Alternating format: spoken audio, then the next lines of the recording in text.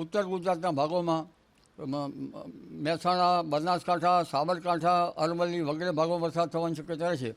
કેટલાક ભાગમાં ભારે વરસાદ થવાની શક્યતા રહેશે. આ ઉપરાંત મધ્ય ગુજરાતના ભાગોમાં વડોદરા તેમજ અમદાવાદના ભાગોમાં પણ વરસાદ થવાની શક્યતા રહેશે. આ ઉપરાંત પંચમહાલના ભાગોમાં વરસાદ થવાની શક્યતા રહેશે. દાહોદ, લુણાવાડા વગેરે ભાગોમાં વરસાદ થવાની શક્યતા રહેશે. મહીસાગરના પણ કેટલાક ભાગમાં વરસાદ થવાની શક્યતા રહેશે. કેટલાક ભાગમાં ભારેથી અતિ ભારે વરસાદ થવાની શક્યતા રહેશે. કોઈ ભાગમાં 4 ઇંચ તો કોઈ ભાગમાં તેનાથી ઓછો તો કોઈ ભાગમાં 6 ઇંચ જેવો વરસાદ થવાની શક્યતા છે. કેટલાક ભાગો જળબંબાકાર બની જવાની શક્યતા રહેશે. પરંતુ આમ છતાં અલ નીનોની અસર તો રહેવાની શક્યતા રહેશે. એટલે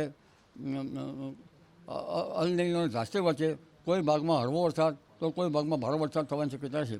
ખાસ કરીને વરસાદ ઉત્તર ગુજરાતના ભાગો, આ ઉપરાંત જ્યાં વરસાદથી વંચિત ઘણા સુરેન્દ્રનગરના ભાગો, પાટડી દસાડાના ભાગો અને બહુચરાજી બેચરાજીના ભાગો, આ ઉપરાંત કડી દેત્રોડના ભાગોમાં પણ વરસાદ થવાની શક્યતા રહેશે. એટલે હવે વરસાદ ધીરે ધીરે વધવાની શક્યતા રહેતા ઉત્તર ગુજરાતના ભાગોમાં વરસાદ થવાની શક્યતા રહેશે. પણ ઉલ્લેખનીય છે કે દક્ષિણ ગુજરાતના ભાગોમાં ભારેથી અતિ ભારે વરસાદ થવાની શક્યતા રહેશે. 7મી જુલાઈ સુધીમાં દક્ષિણ ગુજરાતના આહવા, ડાંગ, વલસાડમાં ભારેથી અતિ ભારે વરસાદ થવાની શક્યતા રહે.